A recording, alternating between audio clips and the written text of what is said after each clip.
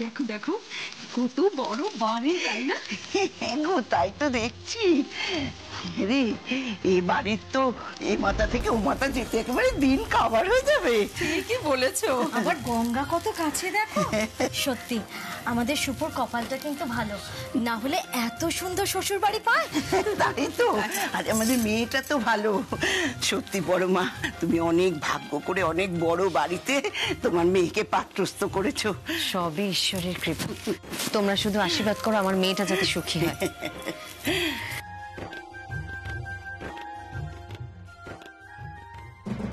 হ্যাঁ গো, তোমার মুখটা এরকম লাগছে কেন? আবার কিছু হয়েছে নাকি? হবার আর কি বাকি আছে বড় মা? কি বাকি আছে বলো তো? পরের টাকাটা নিয়ে অপু যা কাণ্ড করলো, এরপরে সুপুর শাশুড়ির মুখোমুখি হব কি করে বুঝতে পারছি না। এই টাকাটা নিয়ে উনি যদি কিছু বলেন, কি বলবো বলো তো? বললে বলবে দিয়ে দেবে, আমরা তো দেব না বলিনি। একটু টাকা কম পড়েছিল তার জন্য বলেছিলাম গয়না দেব, সেটা আবার বলবে। সে না হয় বলবো, কিন্তু তুমি বুঝতে পারছো অপু কিন্তু সুপুর শাশুড়ির সঙ্গে ফোনে উল্টোপাল্টা কথা বলেছে। তুমি কি ভাবছো উনি সেগুলো ভুলে গেছেন? মেয়ের ভবিষ্যতের কথা ভেবে আমরা অপুর হয়ে ক্ষমা চেয়ে নেব। সেরকম হলে গলায় আঁচল দিয়ে ক্ষমা চেয়ে নেব। এসে গেছে এসে গেছে। কোথায় কোথায়? এই তো অন্য যাত্রী এসে গেছে। বড় বৌমা, মেজো বৌমা, আরে গিন্নি কি হলো? এসো, কোন যাত্রী এসে দরজায় দাঁড়িয়ে আছে। ছি ছি ছি, আপনারা সবাই আসায় কি বলবো, আমি বড্ড খুশি হয়েছি, বড্ড খুশি হয়েছি। আমার এই ছোট্ট বাড়িতে আজ আপনাদের সবাইকে স্বাগত। কি বলছেন? এইটা ছোট্ট বাড়ি? এ তো রাজপ্রাসাদ গো, রাজপ্রাসাদ। কি যে বলেন! আরে গ্রামগঞ্জে থাকার মেজাজই আলাদা, গ্রামগঞ্জের পরিবেশই কি খোলামেলা। এখানে এসব কোথায়? শহরে তা পাওয়ার জন্যই। তবে ওই যে গঙ্গা আছে, তাই একটু হাওয়া পাই।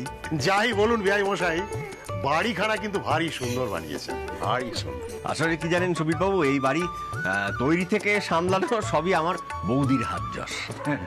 আপনারা দাঁড়িয়ে কেন? আসুন আসুন আসুন। আরে বাবা, এই এত হেজিটেট করছেন কেন? সংকোচ কিসে? এখন তো আমরা আত্মীয়, এই বাড়ি তো আপনাদেরও বাড়ি, আত্মীয়ের বাড়ি। আসুন আসুন আসুন, আস্তে আজ্ঞাও। এসো এসো গো, এসো এসো এসো। আর বৌমারা কোথায় গেলে? আসুন আসুন।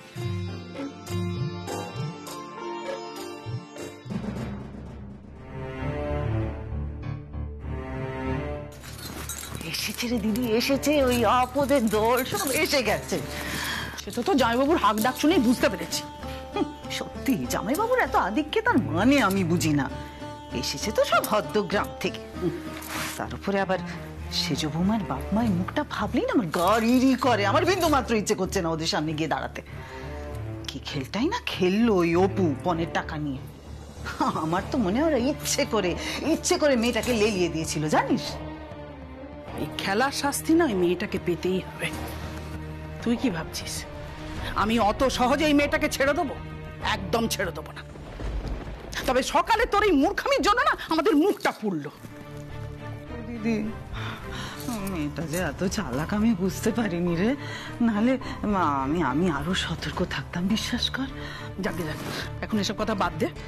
এই লোকগুলো এসেছে, ওদেরকে নিয়ে কি করবি আগে সেটা ভাব। আমার রাগে গা একদম চলে যাচ্ছে। কি মনে হচ্ছে বলতো? ওই সেজ বৌমার বাবাটাকে ডেকে না আচ্ছা করে দি। কি ভেবেছেন কি উনি? আর ওনার ছোট মেয়ে পুলিশের ভয় দেখিয়েছে বলে আমি 15 টাকা ছেড়ে দেবো, নেব না। আর উনি ওনার বড় মেয়েকে এই বাড়িতে বউ হিসেবে বসে ড্যাং ড্যাং করে নিশ্চিন্তে বাড়ি ফিরে যাবে। অবলা মুখার্জি না অত সহজ গাঁট নয়। হ্যাঁ, আরে গিন্নি কি হলো? এসো। উফ, জামাইবাবু আসছে, দিদি ভাই আসছে, দাঁড়ান না। জামাইবাবুকে নিয়ে আর পারি না। সত্যি এমন করছে না যেন রাজা মহারাজার বাড়িতে আত্মীয়তা হয়েছে। সত্যি ওরা যেন পায়ের ধুলো দিয়ে আমাদের উদ্ধার করে দিয়েছে। বেশি বেশি। কোন যাত্রী এসে দরজায় দাঁড়িয়ে আছে? আসছি রে বাবা, আসছি। আরে জামাইবাবু শুনছেন না কেন? যাচ্ছি তো, একটু দাঁড়ান না। উফ, ধৈর্য নেই একেবারে। চল দিদি চল, আমরা গিয়ে সেজ বৌমার বাপ মাকে গিয়ে আচ্ছা কথা শুনিয়ে আসি। চল। থাক, থাক, তোকে আর কিচ্ছু করতে হবে না। নিজের বুদ্ধিতে তুই ওই সব করে নিজের মুখটা পোড়ালি। এই মেয়েটা না অনেক বেশি চালাক, জানিস তো। ও নিঘাত দেখে ফেলেছিল যে তুই টাকাটা ওর ব্যাগে ঢুকিয়েছিলি। ও কি করলো, পরে সুযোগ বুঝে তোর ঘরে গিয়ে জানলা দিয়ে টাকাটা বাইরে ফেলে দিল। ওইটা করে বুঝিয়ে দিল যে তোর থেকে ওর অনেক বেশি বুদ্ধি আছে। অকলমে না আমাকেও বুঝিয়ে দিল। মা তোকে কেন বুঝাবে রে দিদি? ওকে তো চোর আমি বলেছি। তুই করেছিস, কিন্তু ও তো ধরে নিয়েছে যে তোকে দিয়ে কাজটা আমি করিয়েছি। কিন্তু সেটা তো সত্যি নয়। অতি চালাকের গলায় দড়িয়ে কথাটা জানিস তো? ওই মেয়েটার হবে ওই দশা, বুঝেছিস? যে মেয়েটাকে এমন শিক্ষা দে যে ওর মুখটা চিরকালের জন্য বন্ধ হয়ে যায়। আমার তো একটাই ভয়, ও না দীপুর কানে ওই পনের কথাটা তুলে দেয়।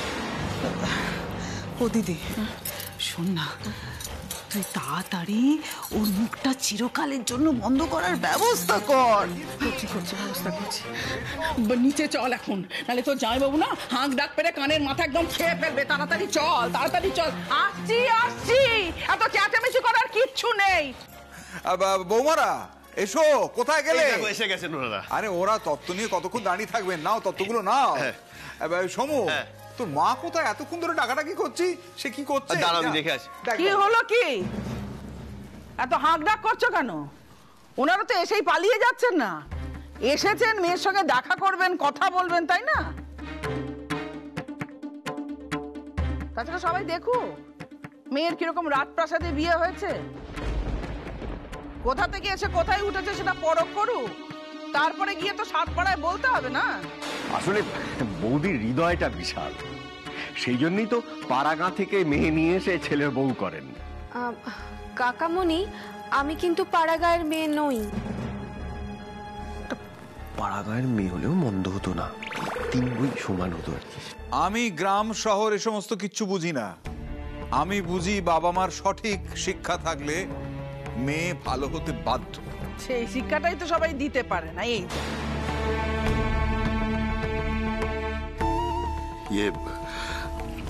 আমি আমার সাধ্যমতো যতখানি পেরেছি আমার মেয়েকে মানুষ করবার চেষ্টা করেছি বিয়ান। এবার বাকিটা আপনি শিখিয়ে পড়িয়ে নেবেন।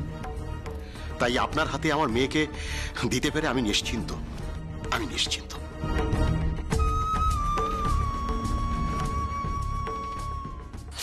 আপনার দুই মেয়েকেই শিক্ষা দেবো, একদম উচিত শিক্ষা যাকে বলে। বড় বৌমা, মেজ বৌমা, তোমরা এখানে হাঁ করে দাঁড়িয়ে আছো কেন? যাও আমাদের বাড়ির নিমন্ত্রিতদের দেখো। মা, আমি তো এতক্ষণ ওদের সাথেই ছিলাম।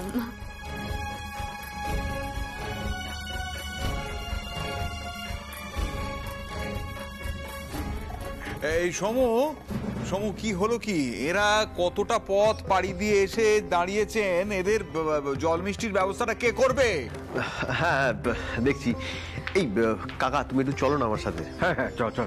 অবলা, তুমি ওদের ভালো করে বসাও। আমি একটু ওরা কি খাবারের ব্যবস্থা করছে সে ব্যাপারটা একটু সরজমিনে তদন্ত করে আসি।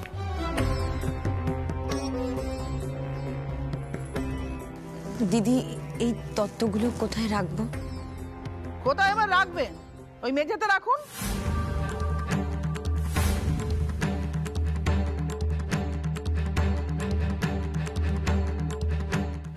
এটা তুমি কি বলছো মা? এখানে বাইরের এত লোক আসা যাওয়া করছে, এক কাজ করি না, ওনাদেরকে সেজ বৌদির ঘরে নিয়ে যাই, ওখানেই বসাই আর তত্ত্বগুলো ওখানেই রেখে দিই। আরে দীপু, পাগলামি করিস না। বাইরে যে ছোট ঘর আছে ওখানে গিয়ে রাখো। আগে দেখি তত্ত্বে কি কি এনেছেন ওনারা। মাসিমণি কিন্তু এটা একদম ঠিক কথা বলেছে। দীপু, তুমি ওনাদেরকে ওই ঘরে নিয়ে যাও। আমি বলছিলাম কি, ওই ঘরে এতগুলো তত্ত্ব আটবে? কি যে বলো না বড় বৌমা, এতগুলো আবার কোথায়? এই কটা তো ট্রে। দেখি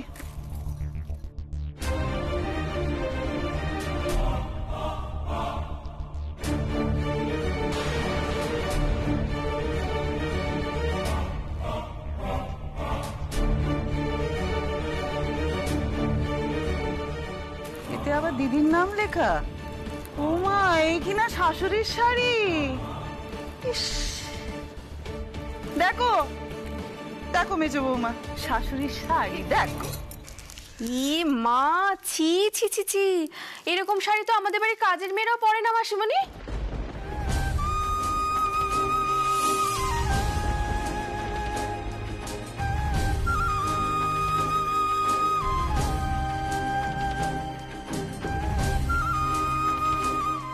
সেটাই তো বলছি, দেখ দিদি দেখ, তোর বেয়াই মশাই তোর জন্য কি শাড়ি এনেছেন।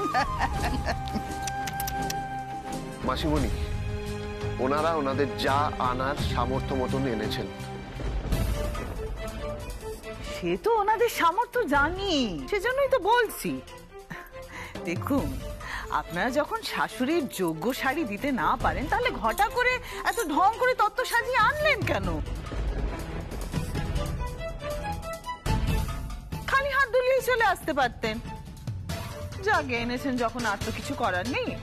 এটা না হয় চাপার মাকে দিয়ে দেওয়া হবে, কি বলিস দিদি?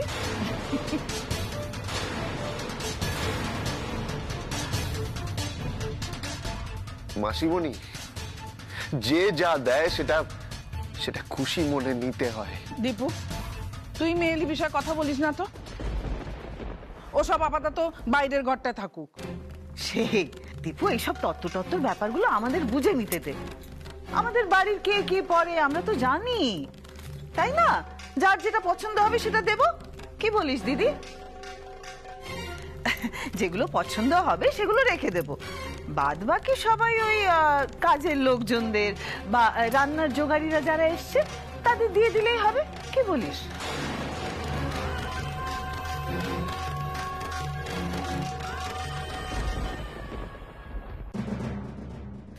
আপনারা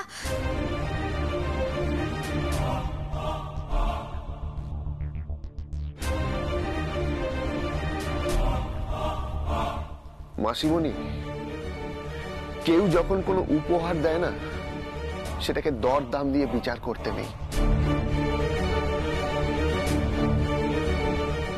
দেখতে হয় তার মধ্যে কতটা ভালোবাসা আছে, কতটা ইচ্ছে আছে। আর ওনারা যখন মাকে সম্মান করে এই গিফটটা দিয়েছে, তখন আমি যতদূর মাকে চিনি, মা এটা নেবেও আর হয়তো পড়বেও। তুমি দেখে নিও। বড় বৌমা, তত্ত্বগুলো রাখার ব্যবস্থা করো। আর মেজো বৌমা, ওনাদেরকে নিয়ে গিয়ে গেস্ট রুমে বসাও। কি ব্যাপার কি, ও এরা এখনো এইভাবে দাঁড়িয়ে আছেন? অবলা, ওরা কত দূর থেকে এসেছেন, খিদে দেশটা নিশ্চয়ই প্রাণ ওষ্ঠাগত হয়ে গেছে। আমি তো বললাম ওনাদেরকে গেস্ট রুমে নিয়ে যেতে। আর বড় বৌমা, মেজো বৌমা ওনাদের জলখাবারের ব্যবস্থা করছে তো। ও আচ্ছা আচ্ছা আচ্ছা, ঠিক আছে। ব্যয় মশাই, গ্রামের মিষ্টি খাইয়ে আমাদের একবার মন ভরিয়ে দিয়েছিলেন। এবার দেখুন শহরের জল ভরা সন্দেশ খেয়ে কেমন লাগে। আসুন আসুন আসুন।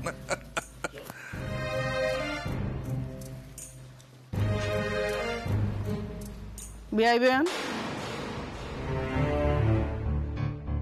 দাঁড়ান। আপনারা বরঞ্চ আমার ঘরে চলুন। সেই মেয়ে দেখার দিন এক ঝলক কথা হয়েছিল, তারপরে তো ভালো করে আলাপ পরিচয় হয়নি। বরঞ্চ চলুন, আমার ঘরে গিয়ে আপনাদের সাথে ভালো করে আলাপ পরিচয়টা সেরে নিন।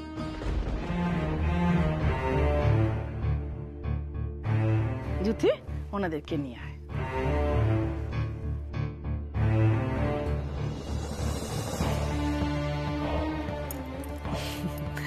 আসুন আসুন, দিদির সঙ্গে কথা বলে দেখুন কত মজা লাগে।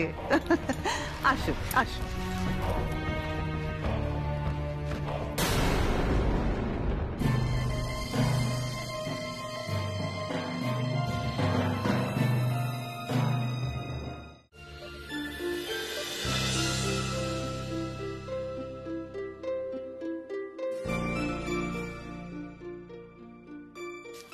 এই লুচি তো প্রায় সব ভাজা হয়ে গেছে।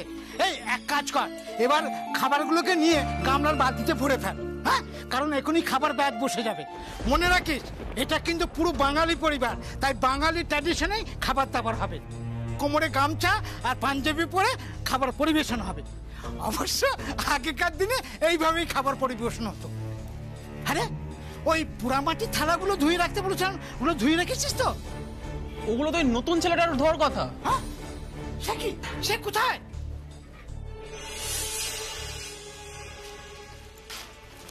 এই, তুই এখানে দাঁড়িয়ে কি করছিস? কথা কিছু বলছো? হ্যাঁ, বলছিলাম যে রান্না বাড়ির কাজ করতে এসে সারাক্ষণ এদিক ওদিক উকি মারার কি আছে বলতো? রান্না বাড়ির কাজ করতে এসেছিস, কাজ হয়ে যাবে, চলে যাবে। বাড়ির ভেতর কি হচ্ছে সেসব তো তোর দেখা দরকার নেই। তুই কিন্তু বড্ড বাড়াবাড়ি করছিস। বেশি বাড়াবাড়ি করলে না এখান থেকে বার করে দেবো। তখন তুই না পাবি খেতে আর না পাবি পয়সা। আগে কথা তুমি রাগ করছো কেন কর্তা? আমি গরিব মানুষ কর্তা, এমন আলো ঝলমলে বিয়ে বাড়ি কখনো দেখিনি গো, তাই একটু প্রাণ ভরে দেখছিলাম। জানো কর্তা, এইরকম বিয়ে বাড়ি দেখে না আমার চোখে কেমন ধাঁধা লেগে যাচ্ছে। আর দেখতে হবে না, এক কাজ কর, ওখানে গিয়ে পোড়ামাটির থালা বাটিগুলো ধুয়ে সাজিয়ে ফেল, ঠিক আছে? সব গুছিয়ে রাখ, বুঝলি? সব গুছিয়ে রাখ। আচ্ছা কর্তা, আচ্ছা আচ্ছা। কন্যা যাত্রী তো দেখছি সব চলে এসছে, তার মানে বাড়ির লোকজন এখন তাদের নিয়েই ব্যস্ত থাকবে। বিয়ে বাড়িও তো দেখছি ভালোই জমে উঠেছে। এই সময় অপুকে কি একবার একা পাবো না? আর এত বড় বাড়িতে কি ফাঁকা ঘরের অভাব হবে নাকি? অপু এবার হাড়ে হাড়ে টের পাবি তুই কার লেজে পা দিয়েছিস। আমার নামে পুলিশে নালিশ করেছিলিস না? আজ তোকে আমি এমন ছোবল মারবো নিজের নামটা পর্যন্ত ভুলে যাবি। বাবাকে আর মাকে আলাদা করে ডেকে নিয়ে গেল কেন? আবার ওই পণের টাকাটা নিয়ে কিছু বলবে নাকি? দিদি ভাইয়ের শাশুড়ি তো মুখে রয়েছে অপমান করার জন্য। সবার সামনেই যখন অপমান করতে ওনার বাঁধছে না, তখন আড়ালে নিয়ে গেলে তো যা নয় তাই বলবে। না না, আমার বাবা মাকে কিছুতেই অপমানিত হতে দেব না, কিছুতেই না। কিছু বলবেন? আপনার খুব রাগ হচ্ছে না? রাগ হওয়াটাই স্বাভাবিক। জানেন, মাসিমণি যখন কথাগুলো বলছিল না, আমার খুব খারাপ লাগছিল। আপনার বাবা মাকে ওইভাবে অপমান করার রাইট কারণ নেই, কিন্তু কি বলুন তো, মাসিমণি একটু ওরকমই।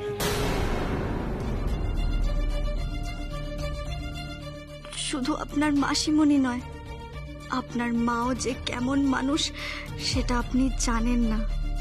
যদি আমি সত্যি মুখ খুলতাম, তাহলে আপনার মা আর মাসিমণি দুজনকেই হয়তো আপনি ঘেন্না করতেন। আমি মাসিমণির হয়ে আপনার কাছে ক্ষমা চাইছি, সরি। না না, আপনি কেন ক্ষমা চাইছেন? আপনি তো ঠিক কথাই বলেছেন। যার যেরকম সামর্থ্য সে তো সেরকমই দেবে।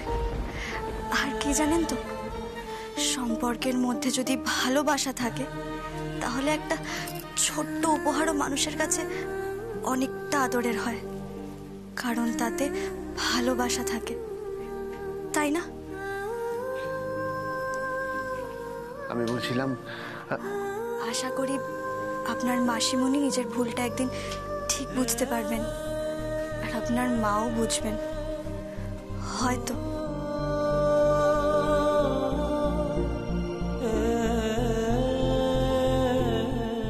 চোখের জলটা মুছে নিন।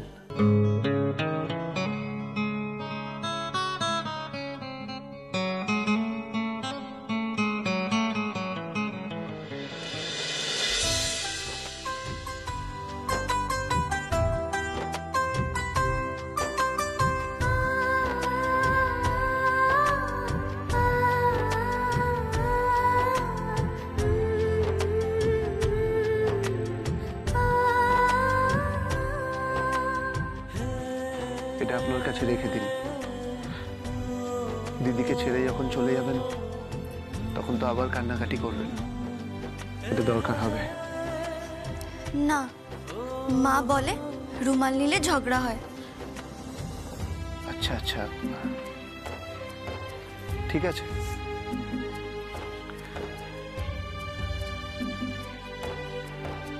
ঝগড়া করলেও কিন্তু আপনাকে বেশ লাগে।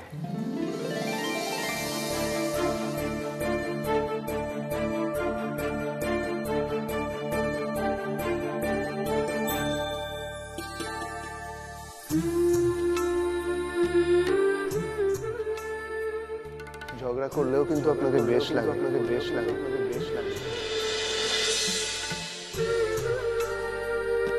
ওনার ঘরে যখন টাকাটা পাওয়া যায়নি ওনাকে সরি বলা উচিত।